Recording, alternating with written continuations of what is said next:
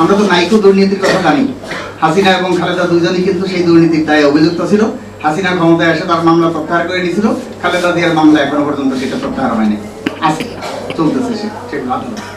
এবং রূপপুর পারমাণবিক বিদ্যুৎ কেন্দ্র, সেখানেও বিদেশি বিনিয়োগ, সেটাও তো দুর্নীতির কথা শুনতেছে। শেখ হাসিনার যে পরিবার, মানে পুতুল সহ তারা বা টিউলিপ সহ তারা এটার একটা বিরাট অংশ কমিশন সেখানে নিয়ে নিতে, এবং ইংল্যান্ডে সেই টাকাটা সেখানে জমা হবে। হ্যাঁ, 59,000 কোটি টাকা সেখানে দুর্নীতি হবে।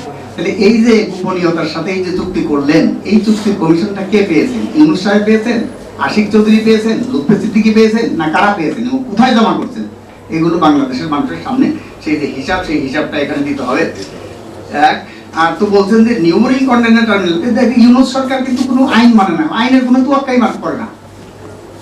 নিউ মেরিন কন্টেইনার টার্মিনাল সহ চট্টগ্রাম বন্দরগুলো এগুলো ইজারা দেওয়ার ব্যাপারে হাইকোর্টে একটা রিট চলতেছে।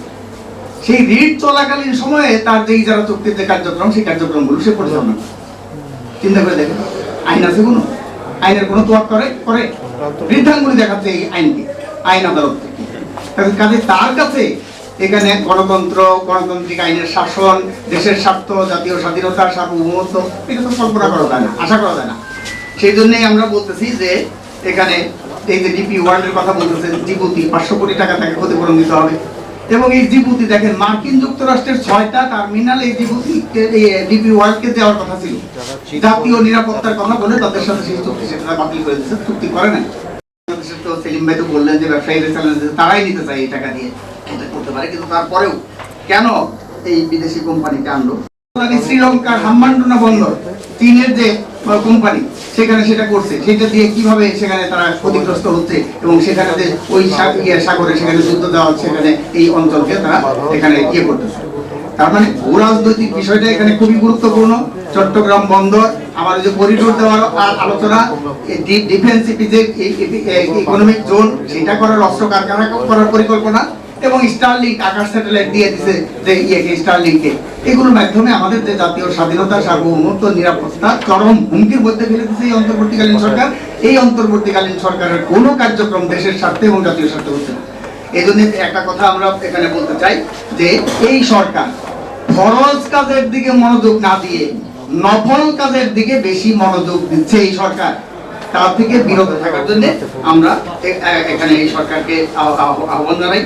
আর আমরা বলছি যে আমরা বাংলাদেশের সমাজতান্ত্রিক দল বাসদ সহ বাম গণতান্ত্রিক জোট, ফ্যাসিবাদ বিরোধী বাম মোর্চা এবং বাংলাদেশ জাসদ সহ আমরা এখানে রোড মার্চ করেছি ঢাকা থেকে চট্টগ্রাম পর্যন্ত এই বন্দর ইজারার প্রতিবাদে, এবং বিক্ষোভ হচ্ছে। শ্রমিক কর্মচারী ঐক্য পরিষদ আগামীকাল বন্দরের প্রবেশ গেট সমূহ অবরোধ কর্মসূচি সেটা দিয়েছে।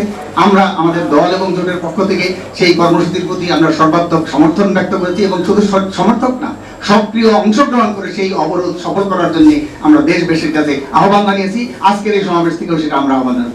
আমরা বলেছি এই সরকারকে 3রা ডিসেম্বর পর্যন্ত আমরা আলটিমেটাম দিয়েছি, এর মধ্যে লালদিয়া এবং পাঙ্গায়ের যে চুক্তি, সেই চুক্তি বাতিল করেন। নিউ মেরিন কন্টেইনার টার্মিনাল সহ মংলা সহ অন্যান্য বন্দর বে টার্মিনাল গুলো ইজারা দেওয়ার যে পায়তারা করছেন, সেই পায়তারা অবিলম্বে বন্ধ করুন। 2.5 মাস সময় আছে আপনার, আপনি নির্বাচন দিয়ে দ্রুত আপনি বিদায় হন, এটা দেশবাসী চায়। 3রা ডিসেম্বরের মধ্যে এই ধরনের তৎপরতা বন্ধ হয় এবং এই লালদিয়া পাঙ্গায়ের চুক্তি বাতিল না করে 4ঠা ডিসেম্বর আমরা প্রধান উপদেষ্টার বাসভবন যমুনা ঘেরাওয়ের কর্মসূচি আমরা ঘোষণা করেছি। সেই কর্মসূচিতে আপনাদের সকলের অংশগ্রহণ, যারা দেশপ্রেমিক, বাম, প্রগতিশীল, গণতান্ত্রিক, দেশপ্রেমিক ব্যক্তি, গোষ্ঠী, রাজনৈতিক দল, সংগঠন, সবাইকে সেই কর্মসূচি সফল করার মধ্য দিয়ে আমাদের জাতীয় স্বার্থ, সার্বভৌমত্ব এবং নিরাপত্তা সেগুলো রক্ষা করার যে আন্দোলন, সেই আন্দোলন সফল করার জন্য আহ্বান জানিয়ে সবাইকে ধন্যবাদ। এই বন্দরের পরিচালনা দায়িত্বে ছিলেন, তারা এটি চালিয়েছেন।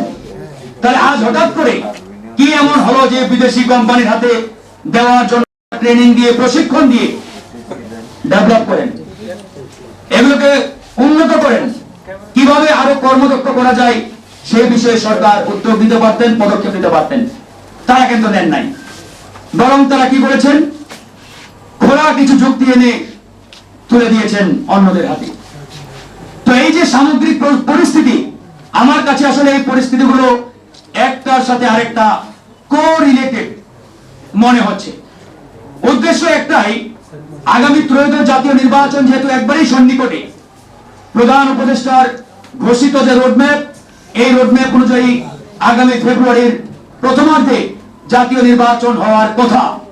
কেন জানি মনে হচ্ছে এই সামগ্রিক কর্মকাণ্ডগুলোর মধ্য দিয়ে সরকার এবং সরকারের ডানে বামে যারা ক্ষমতা উচ্চাভিলাষী রয়েছেন, যারা আসলে ভিন্ন স্বার্থ নিয়ে ইতিমধ্যে কাজ করছেন, তারা এই নির্বাচন বিলম্বিত কিভাবে করা যায়, কিভাবে ক্ষমতাকে দীর্ঘস্থায়ী করা যায়, এটি নিয়ে এক ধরনের ষড়যন্ত্র তাদের মধ্যে রয়েছে। তারই ধারাবাহিকতায় চট্টগ্রাম বন্দর, পার্বত্য অঞ্চল, দেশের মধ্যেও নানান জায়গায় দেখবেন অরাজকতা তৈরি করে একটা মব সৃষ্টির মাধ্যমে পরিস্থিতি তৈরি করা।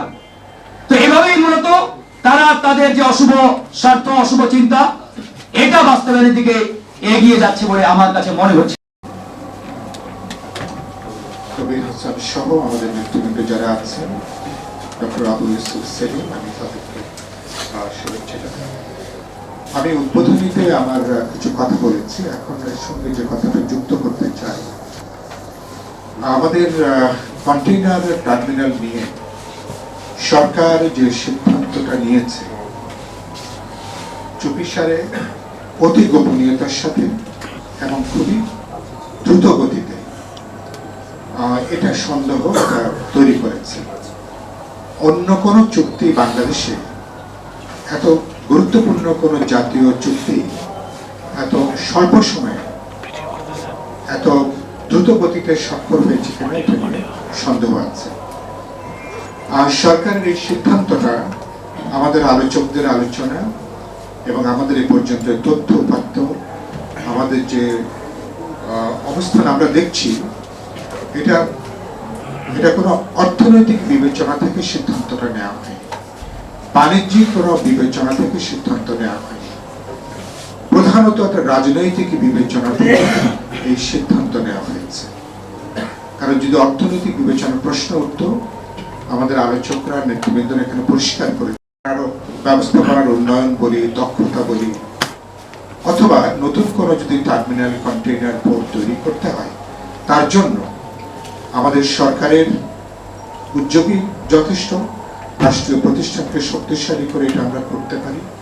যদি বেসরকারি উদ্যোক্তাদের সাথেও যদি কোনো সরকারের যদি কোনো সংযুক্তির প্রয়োজন থাকতো, সে ব্যাপারেও আমাদের দেশীয় যে উদ্যোক্তারা আছেন, এখানে মিনিমাম আমি কমপক্ষে 100 জনের বেশি উদ্যোক্তার নাম বলতে পারবো, যারা বললে এক সপ্তাহের মধ্যে, 15 দিনের মধ্যে 5 থেকে 10,000, 15-20,000 কোটি টাকা যারা এখানে বিনিয়োগ করবার জন্য যারা তৈরি আছেন।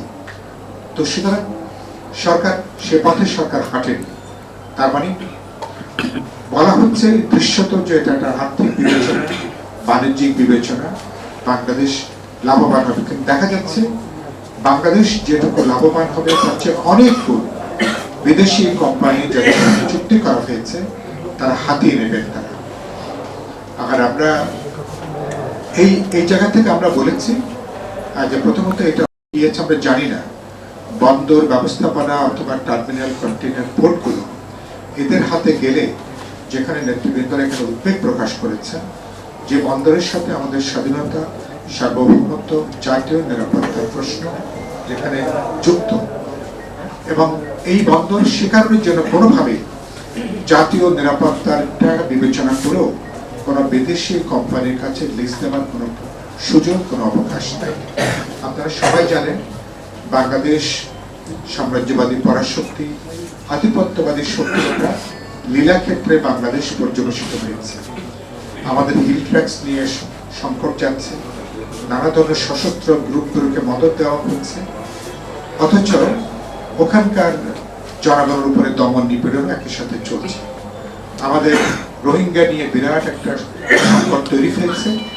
রোহিঙ্গা ইস্যু নিয়ে একটা আন্তর্জাতিকভাবেও বাংলাদেশকে আরেকটা ওখানে ফিলিস্তিনের মতো কোন একটা ভূখণ্ড তৈরি করা যায় কিনা, ইত্যাকার বহু ধরনের চক্রান্ত তৎপরতার কথা বহুদিন ধরে আমরা শুনে আসছি। এবং এবারকার অভ্যুত্থানের পরে বিভিন্ন পরাশক্তির সামরিক স্থাপনা, সামরিক ব্যক্তিদের আনাগোনা আমার টেকনাফ, কক্সবাজার গোটা অঞ্চলে সে কথা আমরা শুনছি। এই সমস্ত দেশ বিরোধী, নিরাপত্তা বিরোধী এই সমস্ত চুক্তি, কন্টেইনার পোর্ট চুক্তি চুক্তির নাম করে বিদেশিদের হাতে তুলে দেওয়া কোনো সম্পর্ক আছে কিনা, এটা যে কোনো সচেতন মানুষকে উদ্বিগ্ন করেছে, উৎকণ্ঠার মধ্যে নিয়ে যাচ্ছে। সেখানে না হলে তো এত ঢাক ঢাক গুড় রাখার কোনো প্রশ্ন হতো না। আলোচনা করতেন, কথা বলতেন। দুই হচ্ছে যে আমরা পরিষ্কার বলেছি এ ধরনের চুক্তি এই সরকারের ম্যান্ডেট, ক্ষমতা, তার ইখতিয়ারের বাইরে। আর কি বলতে আপনারা শুনেছেন এই চুক্তি 90 দিন পরে, তার মানে 17 ফেব্রুয়ারি আগামী বছর এই চুক্তি হয়তো কার্যক্রম শুরু করবে। তখন ধরে নেওয়া যায় নতুন পার্লামেন্ট গঠিত হবে, নতুন সরকার তখন তারা সেখানে ক্ষমতা গ্রহণ করবে। যে সরকার এই চুক্তি সম্পর্কে কিছুই জানে না, যে পার্লামেন্ট এই চুক্তি সম্পর্কে কিছুই জানার কোনো সুযোগ নেই, তাদেরকে এই চুক্তি তখন এটাকে কার্যকরী করতে হবে। ফলে আন্তর্জাতিক চুক্তিগুলো এরকম, চাইলেই তাৎক্ষণিকভাবে আপনি সরে আসতে পারেন না। যে জন্য আমি বলেছি এর আগে আদানির সাথে যে চুক্তি হয়েছে, সেই চুক্তি আমরা আদানির কাছ থেকে কোনো কিছু না পেলেও, আমরা বিদ্যুৎ ব্যবহার না করলেও আমাদেরকে বসে বসে টাকা আমাদেরকে গুনতে হবে, যেটা আমাদের আপনার খাজনার ট্যাক্সের টাকা দিয়ে আমাদেরকে সে টাকাটা পরিশোধ করতে হবে সরকারকে। সুতরাং আপনার যদি কোনো বিশেষ কোনো যদি এজেন্ডা না থেকে থাকে, তাহলে উচিত হবে এখন যে গণ দাবি যেটা উচ্চারিত হয়েছে, রাজনৈতিক দল, সামাজিক সংগঠন, ট্রেড ইউনিয়ন, বন্দর সংশ্লিষ্ট প্রতিষ্ঠান প্রত্যেকে দাবি করছেন যে আপনি এভাবে চুক্তি করতে পারেন না। সুতরাং আপনার উচিত হবে অনতিবিলম্বে এই চুক্তির সকল কার্যক্রম এটাকে বন্ধ করা, স্থগিত ঘোষণা করা। কমপক্ষে আগামী পার্লামেন্ট আসার আগে পর্যন্ত প্রয়োজন বোধে আপনি যা যা করেছেন আগামী পার্লামেন্টে সেটা উত্থাপন করেন। কিন্তু তার আগে হাইকোর্ট যেভাবে একটা নিষেধাজ্ঞা দিয়েছে, চিটাগাং নিউমেরিং কন্টেইনার পোর্টের কার্যক্রম হাইকোর্টের কাজ শেষ না হওয়া পর্যন্ত স্থগিত করার জন্য আপনি সমগ্র তৎপরতা আপনি অবিলম্বে বন্ধ বা স্থগিত ঘোষণা করুন। পরবর্তীতে পার্লামেন্টে আলাপ আলোচনা করে আমরা এটাকে আনুষ্ঠানিকভাবে কিভাবে এটাকে বাতিল করা যাবে যদি প্রয়োজন মনে করি, তখন পরবর্তীতে সেটা বিবেচনা করা যাবে। শেষ কথা যেটা বলতে চাই, আমরা মনে করি যে আপনি খুব বিপজ্জনক পথে আপনি হাঁটছেন। এমন পথে হাঁটছেন যে পথে বাংলাদেশ গণতান্ত্রিক উত্তরণে যেতে পারবে কিনা এটা নিয়ে সংশয় তৈরি হয়েছে। ওই যে ঘর পড়ার মধ্যে আলু পোড়া দেওয়া বলে না, আপনারা এমন সব ইস্যু হাজির করছেন যাতে পরাশক্তির হস্তক্ষেপ, বিভিন্ন সুপার পাওয়ারের বাংলাদেশের হস্তক্ষেপের জায়গাটা আপনারা তৈরি করছেন। এবং এটা আগামী নির্বাচনের আগে এই তৎপরতার কোনো আনাগোনা লক্ষ্য করা যাচ্ছে কিনা, কোনো সুযোগ তাদেরকে পরোক্ষভাবে তৈরি করে দেওয়া হচ্ছে কিনা, এটি নিয়েও সচেতন নাগরিকদের মধ্যে দুশ্চিন্তা আছে, উদ্বেগ আছে। সুতরাং আপনার সরকার যেহেতু কাগজে কলমে, আপনারা দলনিরপেক্ষ সরকার, কোনো রাজনৈতিক এজেন্ডা, পরাশক্তির কোনো এজেন্ডা, সুপার পাওয়ারের কোনো এজেন্ডা আপনাদের থাকবার কথা নয়, আপনার বিশেষ কোনো ইন্টেনশন থাকবার কথা নয়। যদি এটা সত্য হয়ে থাকে তাহলে আপনার উচিত হবে এই গণ দাবির মুখে জনগণ যেটাকে প্রত্যাখ্যান করেছে, বর্জন করেছে, এবং শ্রমিক সংগঠন থেকে শুরু করে সবাই বর্জন করেছে, আপনার উচিত হবে অবিলম্বে এই সংক্রান্ত যাবতীয় কার্যক্রম আপনি স্থগিত। এবং এটা পৃথিবীর অনেকগুলো উদাহরণ রয়েছে, জন দাবির মুখে বিভিন্ন সরকার তারা বাধ্য হয়েছেন এই ধরনের চুক্তিগুলোকে তারা বন্ধ করবার জন্য, এই ধরনের চুক্তিগুলোকে তারা স্থগিত ঘোষণা করবার জন্য। সুতরাং সে সমস্ত উদাহরণ দিয়েও সরকার এই চুক্তিকে তারা স্থগিত করতে পারেন বা প্রয়োজন বোধে এখনই তারা বন্ধ ঘোষণা তারা আসতে পারে। আমি শেষ যে কথা বলবো যে আমরা আগামীকাল চট্টগ্রাম পোর্টের মুখে আগামীকাল শ্রমিক কর্মচারীদের তাদের যে প্রতিবাদ আছে, অবস্থান আছে বিপ্লবী ওয়ার্কার্স পার্টির দিক থেকে, এবং আমরা এখানে যারা আছি আমি বিশ্বাস করি আমরা আমাদের সবার আমার এই নিউমেরিক কন্টেইনার পোর্ট এবং এই টার্মিনাল তৈরি করবার যে প্রতিবাদী তারা যে কর্মসূচি নিয়েছেন তার প্রতি আমরা আমাদের পূর্ণ সমর্থন জানাই। আমরা আমাদের একাত্মতা ঘোষণা এবং আমাদের ওখানে বিপ্লবী ওয়ার্কার্স পার্টির চট্টগ্রামে যে বন্ধুরা আছেন, শ্রমিক সংগঠন আছেন, তারাও এর সঙ্গে যুক্ত আছেন। আমি বিশ্বাস করি চট্টগ্রামের এই ইস্যুতে। এবং গতকাল আমি দেখলাম যে বিএনপির অ্যাক্টিং চেয়ারপারসন তারেক রহমান তিনি চট্টগ্রাম বন্দর নিয়েও তিনি কথা বলেছেন। তার বক্তব্যকে আমি স্বাগত জানাই। বিএনপি অনেক বিলম্ব হলো এ ব্যাপারে তারা কথা বলেছেন, একটা অবস্থান গ্রহণ করেছেন, আমি এটাকে স্বাগত জানাই। এবং আমি আশা করি আমাদের প্রধান রাজনৈতিক দল হিসাবে আমাদের দেশ বিরোধী, সার্বভৌমত্ব বিরোধী, নিরাপত্তা বিরোধী এই অতি গোপনীয় যে চুরি হয়েছে, বিএনপি শক্তভাবে তার প্রতিবাদ করবেন এবং জনগণ, শ্রমিক কর্মচারী সহ রাজনৈতিক দলগুলোর সাথে মিলে প্রয়োজন বোধে সরকার যদি সিধা পথে না হাঁটে তাহলে প্রয়োজন বোধে আগামী অল্প দিনের মধ্যে আমাদেরকে বৃহত্তর কোনো কর্মসূচি ঘোষণা করতে হবে। আমরা আগামী 4 ডিসেম্বর আমি দেখেছি আমাদের বাম জোট তারা সরকারকে একটা আলটিমেটাম দিয়েছেন। আমি এবং সরকার যদি এর মধ্যে এই চুক্তি থেকে তারা যদি সরে না আসেন তাহলে বাম জোট যমুনা অভিমুখী প্রধান উপদেষ্টার কার্যালয় অভিমুখী তারা যে কর্মসূচি দিয়েছেন বিপ্লবী ওয়ার্কার্স পার্টির দিক থেকে সেই কর্মসূচির প্রতি আমরা আমাদের সর্বাত্মক আমাদের সমর্থন ব্যক্ত করছি। 17 বছর ধরে আমরা যে নির্বাচনের জন্য অপেক্ষা করছি, সুতরাং নানা সংকটের পরেও আমরা সেই নির্বাচন যাতে একটা অবাধ, নিরপেক্ষ, বিশ্বাসযোগ্য হয়, প্রতিদ্বন্দ্বিতাপূর্ণ নির্বাচন হয়, সুতরাং সেই যাত্রাপথে মেহরবানি করে ওই যে বলে না বলে যে আপনি যদি একটা করতে যে যদি এমন কোনো বিষয় হাজির করবেন না যাতে অন্তর্বর্তী সরকারকে নিয়ে প্রশ্ন ওঠে। আমি ইতিমধ্যে বলেছি নিরপেক্ষতার পরীক্ষায় নির্বাচন 2.5 মাস আগেও আপনারা পাশ করতে পারেননি। ন্যূনতম পাশ করার জন্য যে নাম্বার পাওয়া দরকার, দুর্ভাগ্যজনকভাবে সেই নাম্বারও রাজনৈতিক দলগুলো আপনাদেরকে দিতে পারছে না। সুতরাং এই পরিস্থিতি আপনি খুব দ্রুত আপনি নিরপেক্ষতাকে অর্জন করবেন। এখনই হয়তো এবারই তত্ত্বাবধায়ক সরকারের অধীনে নির্বাচন করা যাচ্ছে না, ঠিক আছে, কিন্তু আমরা তো এই সরকারকে দেখতে চাই তারা তত্ত্বাবধায়ক সরকারের আদলেই সরকার ভূমিকা পালন করবেন, তাদের বিতর্কিত নীতিগুলো পরিহার করবেন, বিতর্কিত উপদেষ্টাকে তারা উপদেষ্টা মণ্ডলী থেকে তারা প্রত্যাহার করবেন এবং রাজনৈতিক দল, জনগণ, নির্বাচন কমিশন, ভোটার সবার একটা যৌথ আস্থা নিয়ে একটা কোঅর্ডিনেটেড অর্কেস্ট্রার মতো আগামী নির্বাচনকে যাতে সত্যি সত্যি আমরা অংশগ্রহণমূলক করতে পারি সেদিকে সরকার মনোযোগ দেবেন। কিন্তু আপনারা যদি এভাবে বিতর্কিত পদক্ষেপ যদি গ্রহণ করতে যদি মরিয়া থাকেন তখন আপনাদের অধীনে রাজনৈতিক দলগুলো নির্বাচন করতে চাইবে কিনা এই প্রশ্ন কিন্তু বড় হয়ে দেখা দিতে পারে।